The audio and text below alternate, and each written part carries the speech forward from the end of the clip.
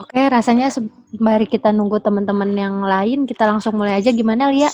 Selaku Ketua KKN Kelompok 44 UMJ. Iya boleh, langsung dimulai aja ya Pak. Oke, Assalamualaikum warahmatullahi wabarakatuh. Waalaikumsalam warahmatullahi wabarakatuh. Semoga berkat rahmat ilahi senantiasa tercurahkan kepada kita semua. Pertama-tama terima kasih kepada teman-teman yang hadir pada diskusi kali ini. Semoga dengan adanya hal ini bisa menjadi ajang silaturahmi di tengah wabah COVID, dan semoga pandemi ini lekas segera berakhir di negara kita. Amin, amin ya robbal alamin. Yang terhormat Bapak Naswandi Nur selaku dosen pembimbing lapangan khususnya kelompok 44 kuliah kerja nyata Universitas Muhammadiyah Jakarta. Yang terhormat Kak Alfian selaku narasumber yang sekaligus menjabat sebagai Sekretaris Jenderal. Sebelum kita mulai, mungkin ada hal yang ingin disampaikan oleh Bapak Naswandi selaku DPL KKN Kelompok 44. Kepada Bapak Naswandi kami persilakan.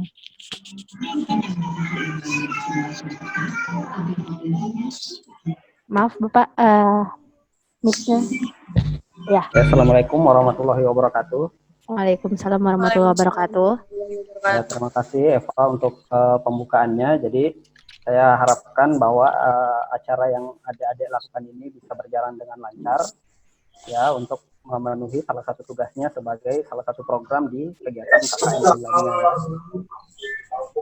Saya kira saya hanya berharap kelancaran acara ini untuk pelaksanaannya saya serahkan sepenuhnya kepada adik-adik sekalian. Dan adik-adik laksanakan dengan baik dan semoga bisa berjalan dengan baik. Saya kira sekian dari saya, Eva. Assalamualaikum warahmatullahi wabarakatuh. Waalaikumsalam warahmatullahi wabarakatuh. Untuk teman-teman semuanya mohon kerjasamanya di mute ya. Selanjutnya langsung saja saya Fazara sebagai moderator ingin membacakan prolognya bahwa nyatanya Indonesia sedang dilanda coronavirus, bukan hanya menyerang ibu kota saja, melainkan seluruh wilayah Indonesia. Dengan hal tersebut, pemerintah memunculkan gagasan stay di rumah aja. Dengan gagasan tersebut diharapkan pemerintah mampu menekan angka penyebaran virus COVID-19 ini. Generasi milenial sebagai generasi penggerak bangsa tentu memiliki andil sebagai pionir bangsa, terutama dalam memberikan informasi dan edukasi kepada orang-orang sekitarnya. Oleh sebab itu, langsung saja kita pasrahkan ke pemateri hebat kita untuk mengulas secara terperinci mengenai peran milenial produktif di era krisis COVID-19 kepada Kak Alfian selaku Sekretaris Jenderal Pengurus Besar Anak Muda Indonesia. Kami persilakan. Suaranya jelas. Agak lebih besar Kak Alfian. Sudah terdengar dengan jelas? Sudah Kak. Oke. Bismillahirrahmanirrahim. Assalamualaikum warahmatullahi wabarakatuh. Waalaikumsalam warahmatullahi wabarakatuh. Alhamdulillah, syukurillah ma ba'du. Yang saya hormati Pak dosen pembimbing, yang saya hormati teman-teman beberapa dari daerah, teman-teman anak muda Indonesia yang sudah bergabung. Ada Mas Wahyu dari Sulawesi Barat, terima kasih. Teman-teman semua yang dimuliakan Allah Subhanahu wa taala, bahwasanya hari ini kita semua sudah mengetahui, merasakan fenomena alam yang memang terjadi di awal tahun 2020 di luar ekspektasi. Tidak ada yang mengetahui, tidak ada yang mengira akan seperti ini. Ya, yang tadinya kita biasa-biasa saja, yang tadinya kita normal-normal saja hidup, hari ini kita dihadapkan dengan kehidupan yang baru, tatanan yang baru, dan ini harus kita lalui bersama-sama.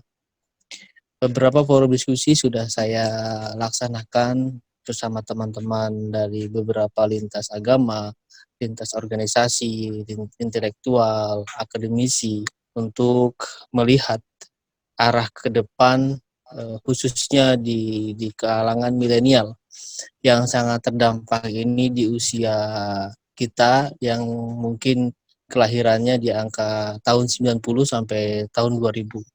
Karena masa-masa itu adalah masa-masa saat ini posisinya lah. Tapi kita harus mengetahui di tengah-tengah badai pandemi COVID ini, tentunya kita selalu senantiasa tetap menjaga jarak, menggunakan masker, dan anjuran-anjuran pemerintah harus kita jaga bersama.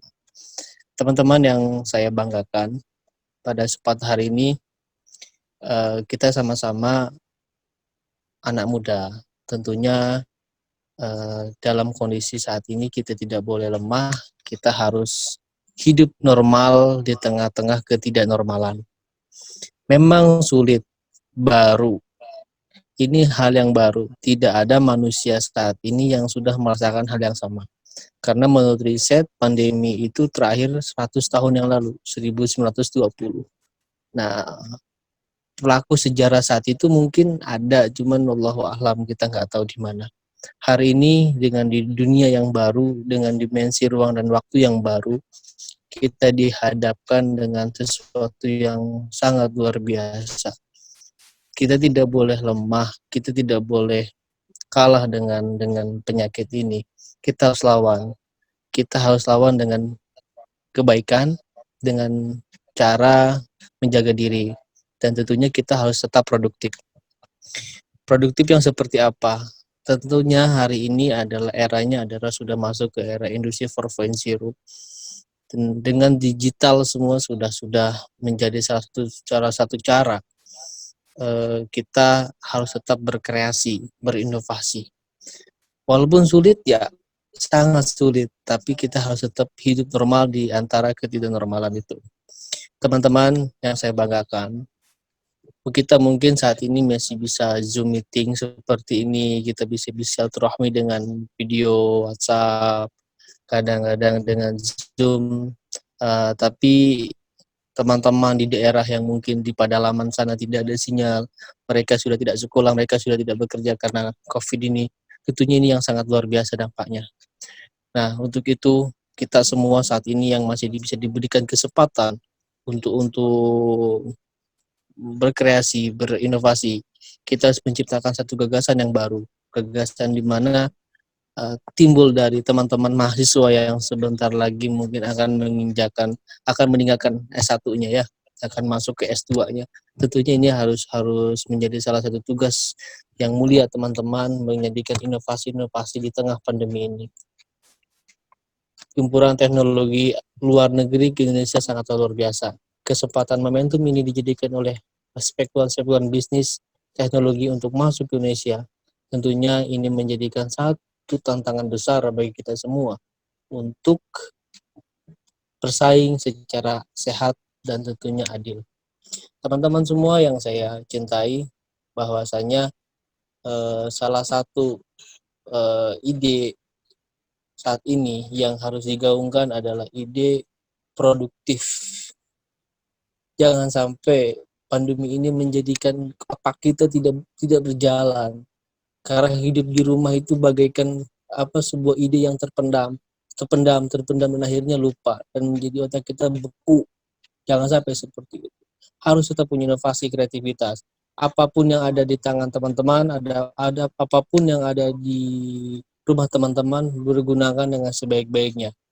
Contoh, kita bisa berinovasi, menulis, kita buat inovasi dengan membuat apapun itu bentuknya, tentunya bisa bermanfaat bagi orang lain.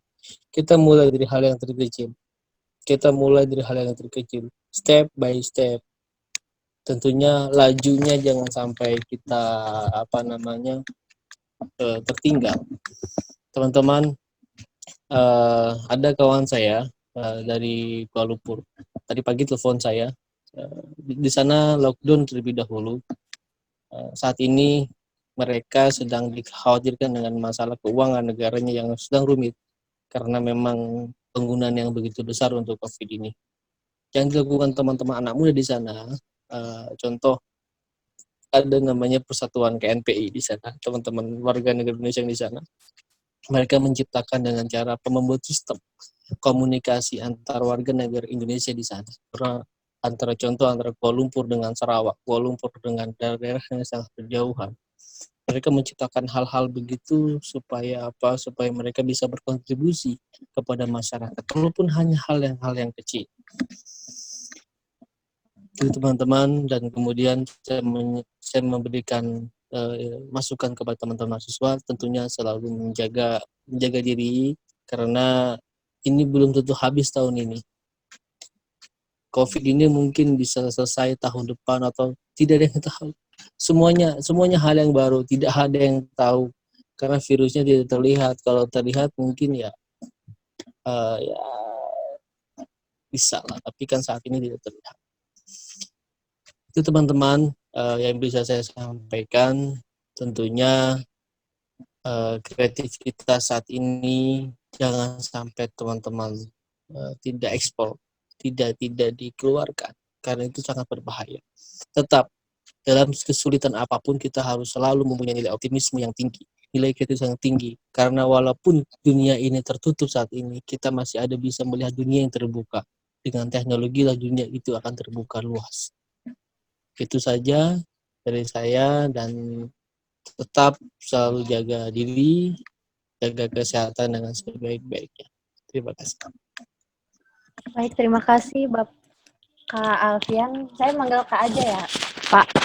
Ya, bebas lah. Berarti dengan tadi pemaparan yang telah Kakak Alfian sampaikan tersebut, bahwa adanya COVID-19 itu bukan berarti langkah produktivitas kita sebagai mahasiswa itu diberhentikan, bukan begitu ya Bapak? Ya, betul. Nah, tadi ada beberapa menyinggung persoalan-persoalan tentang produktivitas kita sebagai generasi milenial. Kira-kira dari pemaparan yang telah disampaikan Kak Alfian tersebut, apakah ada teman-teman yang ingin menanyakan sesuatu dari pemaparan tersebut? Jika ada, bisa memberi respon seperti ini, atau mungkin angkat tangan. Akan kita buka sesi tanya-jawab. 3 penanya pertama, dipersilahkan.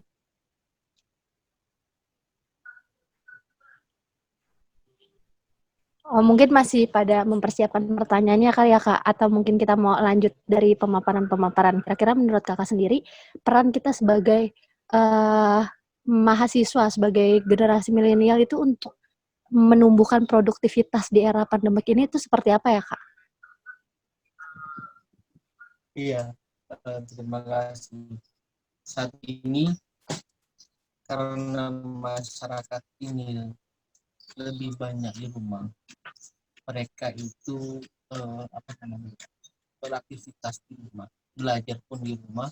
Tentunya produktivitas yang memang yang paling saat ini dicari adalah mahasiswa harus lebih mempunyai inovasi. Contoh, teman-teman ini bisa membuat satu artikel tulisan tentang ilmu teman-teman yang sudah teman-teman pelajari selama di kampus, teman-teman rangkum atau bentuk buku kah, atau bentuk artikel berbentuk video atau lain-lain yang bisa teman-teman share di sosial media dan bisa dibaca oleh teman-teman yang lain. Itu salah satu hal yang sangat produktif, yang memang mungkin kecil nilainya tapi manfaatnya sangat luar biasa.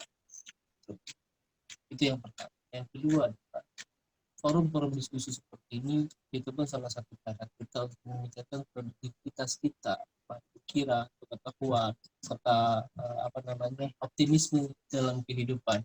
Karena kalau kita setiap hari dengar 1.000 orang meninggal, ada di sini sekian ratus yang positif, jiwa kita jadi jiper, jiwa kita jadi down, aduh, gua kena enggak gitu kan, gimana itu yang terjadi. Nah, mindset itu harus dipatahkan oleh teman-teman semua. Kita harus tetap optimis. Dengan cara apa? Berikan teman-teman buat artikel tulisan. Teman-teman jurusannya apa di kuliahnya bisa jadi share pengetahuan, buat forum-forum hal-hal seperti ini. Insya Allah hal-hal yang begini meningkatkan saya pun jadi semangat lagi untuk berjuang lagi kan, untuk merangkul teman-teman anak muda di daerah-daerah yang saat ini memang sangat kasihan lah, begitu kan, kehidupannya. Ada yang di PHK lah, ada yang sekolahnya masih di rumah, dia mondok di mana, rumahnya di mana, banyak sekali problematika kehidupan. Tapi dengan forum-forum seperti ini kita bisa meningkatkan jiwa kita untuk kembali semangat, girohnya semangat. Yang terpenting adalah coba teman-teman buat artikel, tulisan, di-share ke teman-teman di daerah-daerah. Insya Allah nanti saya bisa bantu untuk share ke teman-teman daerah. Insya Allah bisa bermanfaat.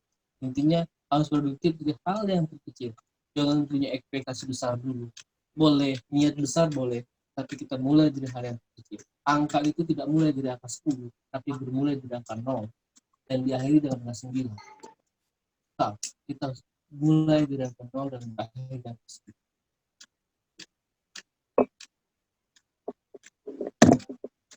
Baik, Kak. Mantep banget nih, Pak. Nah, kalau misalnya kira-kira gimana teman-teman? Udah ada yang siap pertanyaannya? Lia mungkin barangkali? Ya, boleh deh. Saya mau nanya. Baik, silakan Lia. Di Indonesia itu kan waktu itu udah diterapin yang namanya PSBB, terutama kayak di beberapa daerah yang penduduknya itu padat.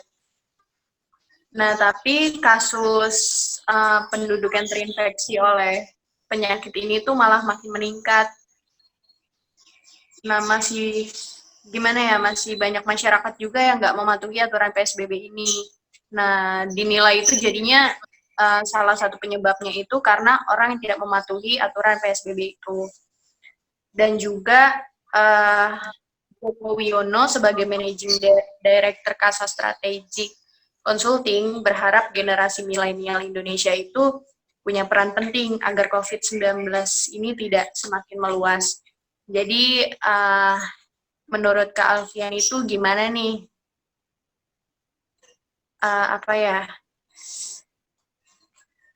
Kan masih banyak nih dari kaum milenial terutama yang belum bisa menjauhi yang namanya budaya nongkrong di tempat rame. Itu gimana, Kak? Ya. Terima kasih. Saya pun pengen nongkrong lagi kalau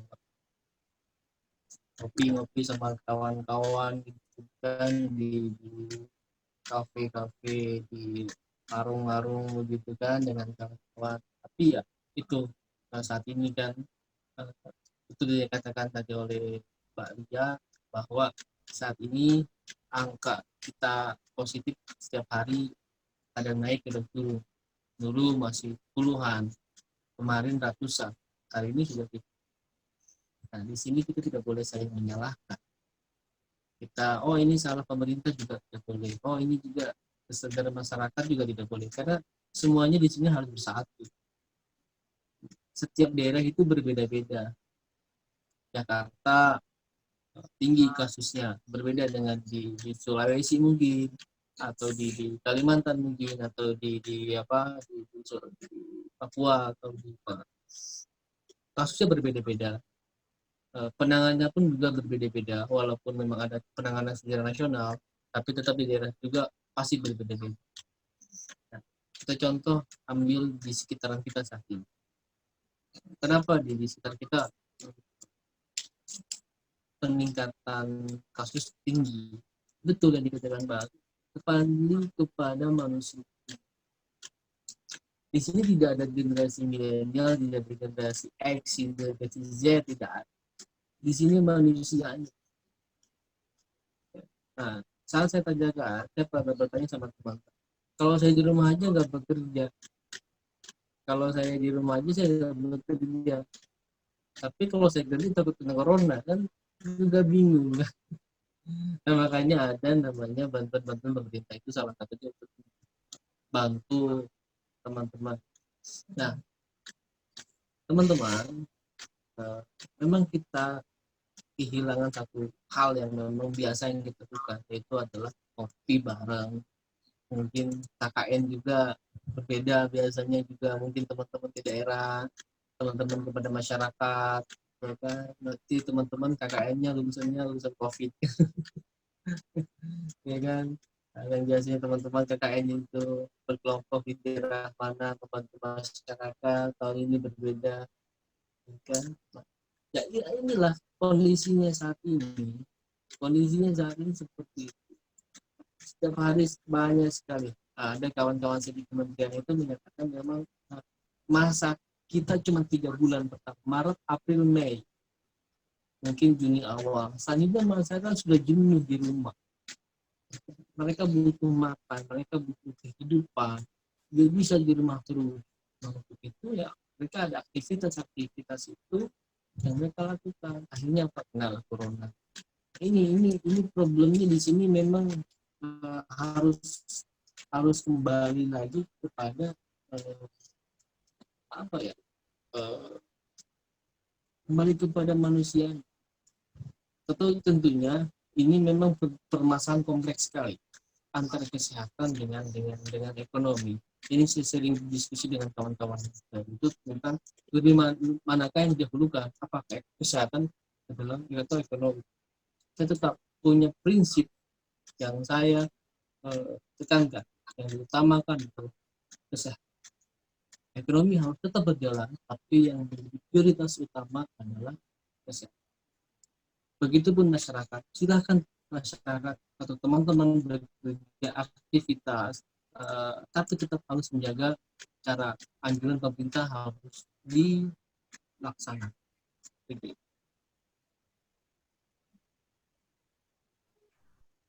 Baik, terima kasih jawabannya Kak Alfian. Gimana kira-kira apakah sudah cukup? Atau mungkin masih Alhamdulillah cukup.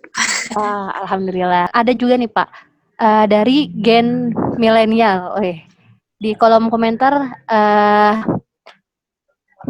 menyikapi persoalan yang tadi, beliau berfokus menulis semacam artikel atau buku itu kita tidak kurang menjangkau masyarakat secara masif. Paling-paling penyebaran tulisannya hanya pada sama intelektualitas. Jika target kita adalah masyarakat, kita bisa gunakan media mainstream yang dipakai oleh masyarakat semacam media sosial yang saat ini makin erat sekali dengan masyarakat. Dengan hadirnya milenial di media sosial bisa menjadi aktor penting untuk social learning dalam masyarakat mendidik masyarakat. Apalagi sekarang media sosial memiliki kerentanan berita bohong yang tinggi. Nah, tadi juga mungkin masuk ke penjabaran yang telah Kak Alfian jabarkan mengenai revolusi industri 4.0 ya Kak.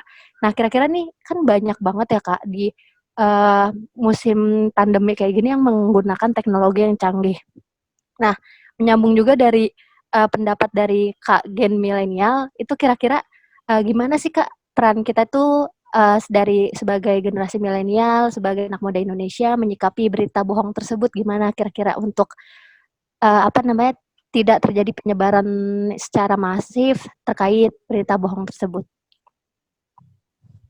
Ya, memang berita bohong ini sudah menjadi bagian dari kehidupan kita ya, mungkin begitu.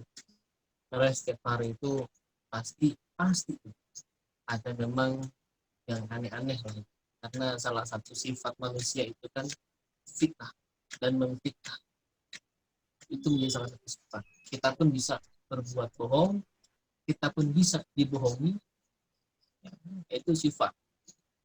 Nah, ini sifat yang terjadi diaktualisasikan berbentuk tulisan, berbentuk berita, berbentuk video, berbentuk gambaran yang merugikan orang lain dan mempengaruhi orang banyak. Ini yang terjadi. Dan saya yakin dan saya mengira hal ini akan terus karena sekarang kita berada di era industri yang akan saat ini. Ya, mungkin teman-teman yang kelahiran tahun 90-an pernah merasakan kehidupan yang tidak seperti ini. Tapi saat ini kita tidak dibatasi ruang dan waktu. Semakin hari semakin dunia itu berkembang. Kita tidak bisa menahan putaran dunia ini. Tidak bisa. Kita maunya pakainya nggak pakai internet contoh kayak dulu lagi ya. Kita mungkin pakai telepon rumah saja. Tapi kan nggak bisa. Setiap hari, setiap detik, setiap saat ini itu berubah. Ini itu terus maju ke depan. Tinggal kita mau menjadi penonton atau menjadi sejarah. Itu saya coba berbicara Mungkin agak kresek.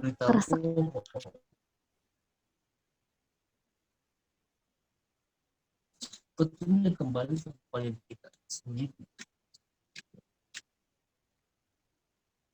Gimana? Agak kurang jelas Kak, ini suaranya putus-putus. Jelas suaranya sekarang? Iya sudah jelas Kak. Ya, saya kembali lagi tadi bahwa saat ini kita harus kembali kepada diri kita, bahwasanya dunia ini tidak bisa dihentikan. Ini berbicara umum ya. Dunia ini tidak akan bisa dihentikan. Setiap hari, setiap waktu, setiap detik ada perubahan dan semakin laju. Ya, kembali ke pertanyaan saya kepada teman-teman semua, kita mau menjadi penonton atau menjadi pelaku sejarah di masa yang akan datang? Kan begitu. Sulit ya, semua sulit. Susah, semua susah. Tapi pemenanglah yang akan menjadikan penentu tadi adalah seorang pemenang. Pemenang itu siapa? Orang yang mempunyai kreativitas tinggi, inovasi yang tinggi dalam hal ini. Contoh, teman-teman membahas berita bohong. Saya bilang sampai kapanpun berita masih ada. Coba teman-teman sedikit riset. Contoh, teman-teman nonton YouTube lah. Ada nggak YouTube yang diposting 10 tahun lalu atau 15 tahun lalu? Pasti ada. Nggak mungkin hilang. Itu membuktikan rekam jejak digital yang hari ini teman-teman ciptakan, posting YouTube lah, posting Facebook, Twitter, Instagram, dan lain-lain, akan terekam 5, 10, 20 tahun yang akan datang. Dan itu akan menjadikan bukti sejarah perjuangan teman-teman semua. Hari ini teman-teman berhasil atau gagal, silakan kita lihat masa yang akan datang.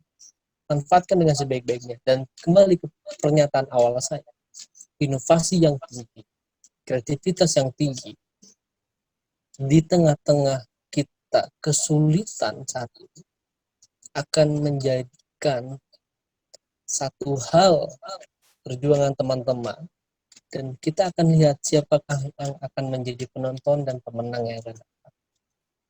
Begitulah teori. Menyikapi hal apapun saat ini sulit. Saya juga bingung kadang-kadang berita yang benar yang mana, yang salah yang mana.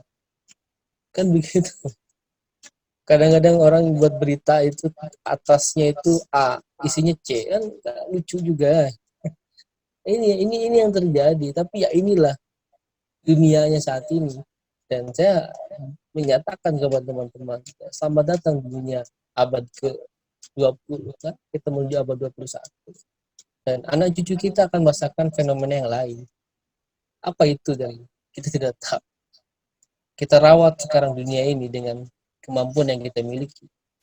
Kita ciptakan Indonesia ini lebih baik lagi, menyampaikan informasi yang baik kepada masyarakat, menyampaikan berita-berita kebaikan, keindahan kepada masyarakat. Itu hal terkecil yang akan berdampak kepada diri kita 5 dan 10 tahun yang akan datang. Terima kasih. Baik Kak Alfian. Kira-kira ada yang mau bertanya lagi? Saya, Kak. Silakan Kak Ratingga Febrilian. Iya, Kak. Jadi saya mau tanya, kan sekarang itu kan lagi pandemi kayak gini. Nah, biasanya di daerah-daerah tertentu itu kan pasti mereka ngegunain dana desa untuk ngebantu masyarakat yang terkena dampak gitu. Nah, tapi kan yang paling diprioritaskan itu kan untuk keluarga miskin. Sesuai dengan peraturan Menteri Desa juga kan, kalau misalnya yang diprioritaskan itu kan untuk keluarga yang miskin terlebih dahulu. Tapi banyak di daerah-daerah tertentu itu yang akhirnya jadi rusuh atau jadi ribut gitu, karena banyak orang-orang yang kayak menyanggah kenapa yang harus diprioritaskan itu keluarga miskin aja, sedangkan kan waktu COVID ini yang terdampak itu kan nggak cuma keluarga miskin, bahkan orang-orang yang nggak miskin pun secara usaha ataupun pekerjaan mereka terhambat juga gitu. Nah, di sini pertanyaan saya itu gimana cara kita sebagai generasi milenial gitu membantu pemerintah setempat itu untuk menjelaskan ke masyarakat kalau misalnya semua orang itu emang pasti terdampak kalau lagi bencana kayak gini.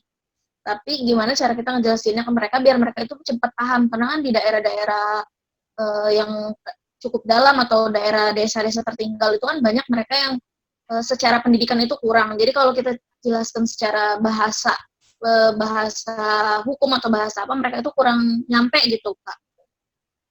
Jadi gimana gitu? Iya, teman-teman,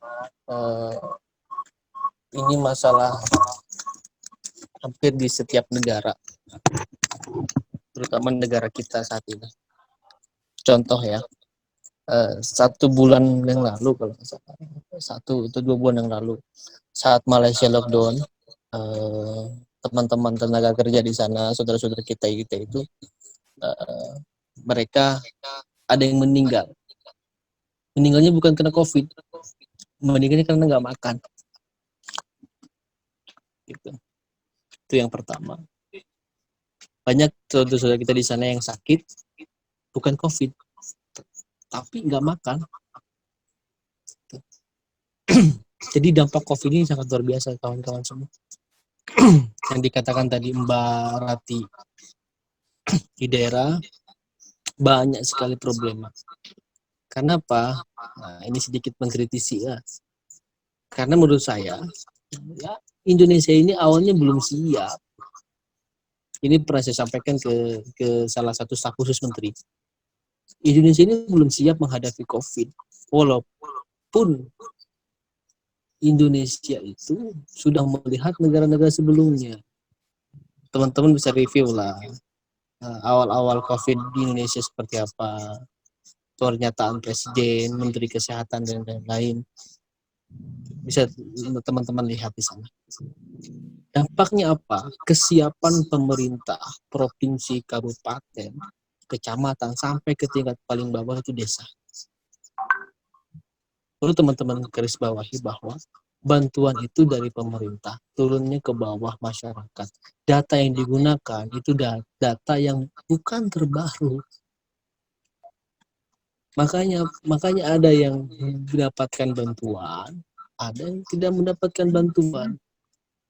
Ya kan? Ada bahasanya begini, ini bantuan kepada masyarakat terdampak COVID. Kan begitu. Ada orang kaya kena corona anaknya, harus dibantu oleh pemerintah karena orang tersebut adalah masyarakat terdampak. Itu contohnya. Nah, pemahaman-pemahaman seperti ini oleh masyarakat itu harus kita sebarluaskan. Bagaimana dengan masyarakat tidak mampu? Masyarakat yang tidak mampu dengan masyarakat miskin berbeda. Masyarakat yang miskin yang memang mereka penghasilannya di bawah rata. Masyarakat yang tidak mampu adalah masyarakat yang tidak miskin karena kehilangan pekerjaannya, tidak ada aktivitas, tidak mampu beli apa-apa. Dan mereka akan turun ke tahapan menjadi orang miskin.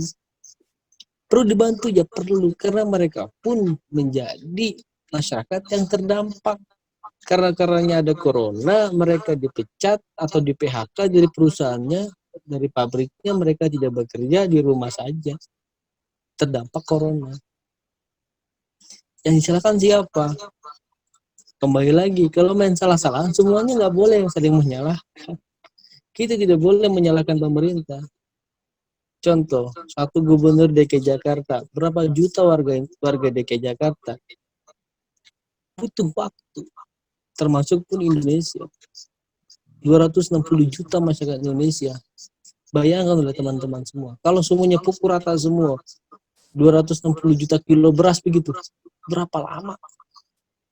Nah, pemahaman akademis, pemahaman mahasiswa, pemahaman masyarakat umum, pemahaman anak-anak muda yang tidak kuliah, pemahaman anak-anak muda yang tidak sekolah, pemahaman masyarakat yang tidak pendidikannya kurang, itu berbeda.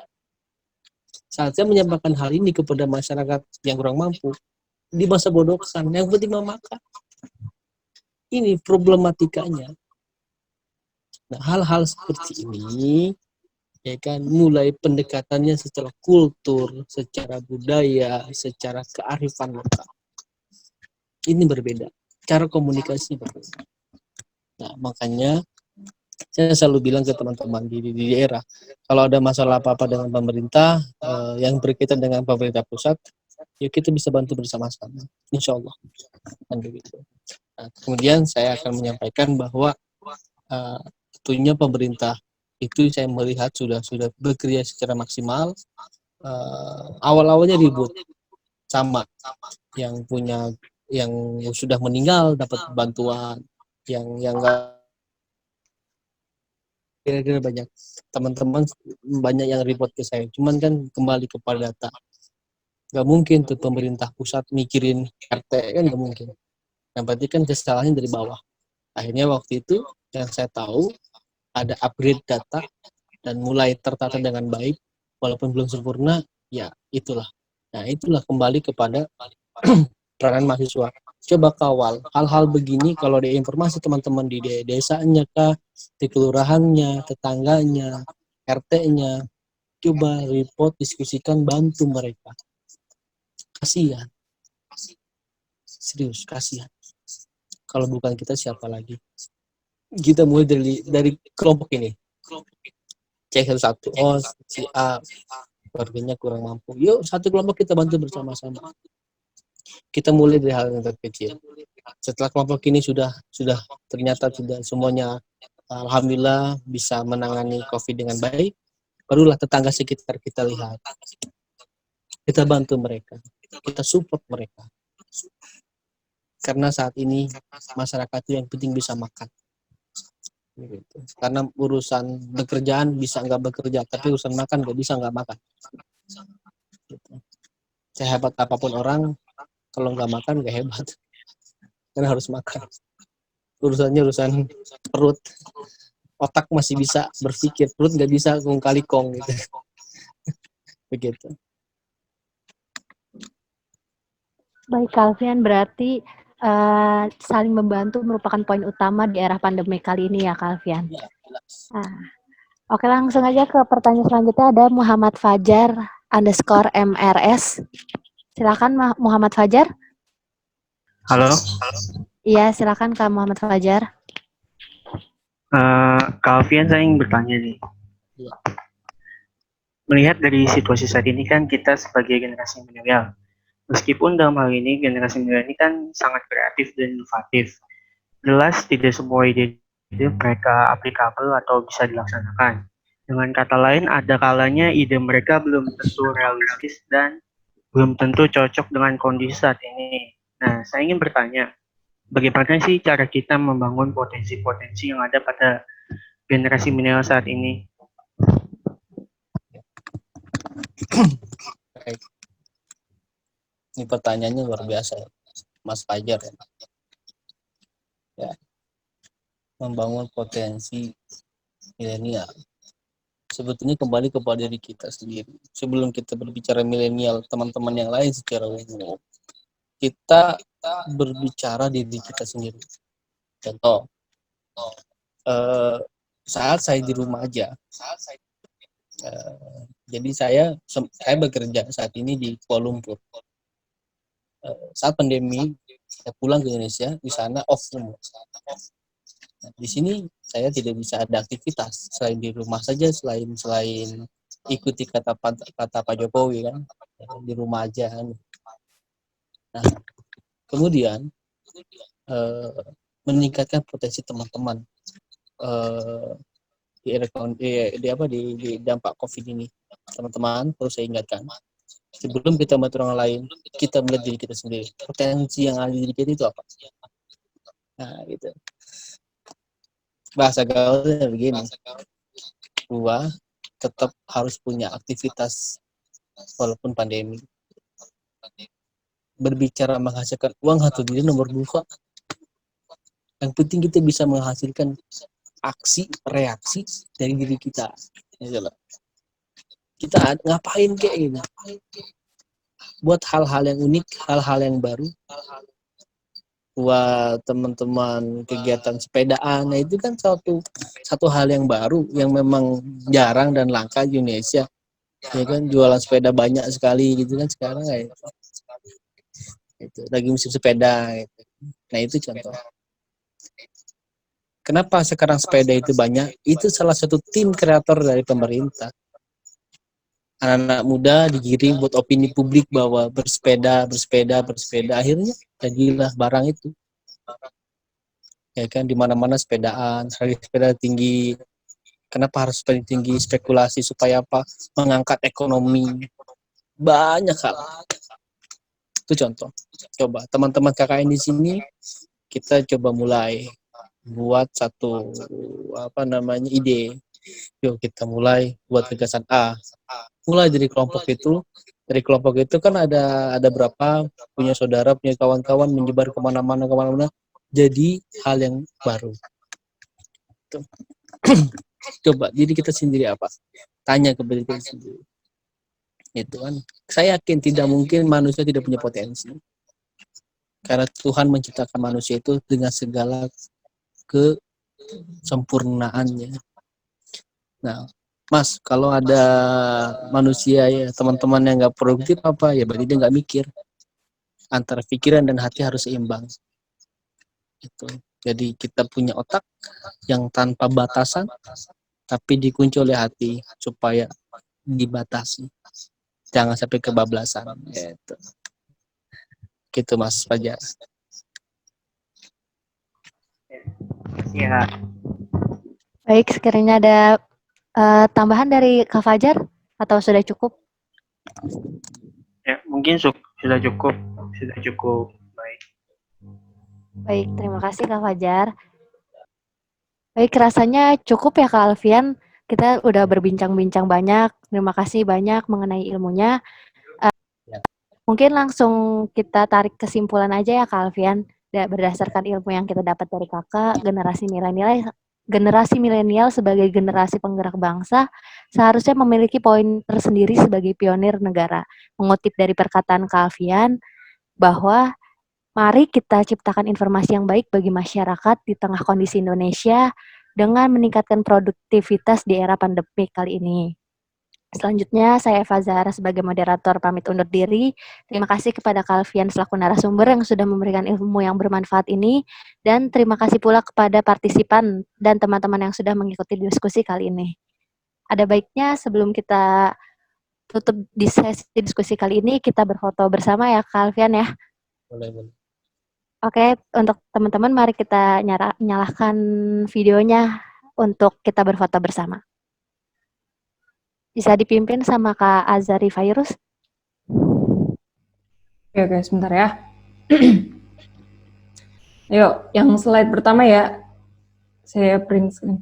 1, 2, 3, senyum. Oke, sebentar. Oke, slide kedua ya. 1, 2. Dah. Oke, udah selesai. Baik, terima kasih Kak Azari Fairuz, terima kasih Kak Alfian selaku narasumber yang sangat hebat ini. Kita banyak dapat ilmu dari Kakak. Nah, kurang lebihnya mohon maaf. Sekian diskusi kali ini. Billahi fisabilil haq, wastabiqul khairat. Assalamualaikum warahmatullahi wabarakatuh. Terima kasih Kak Alfian. Terima kasih teman-teman. Assalamualaikum warahmatullahi wabarakatuh. Assalamualaikum warahmatullahi wabarakatuh.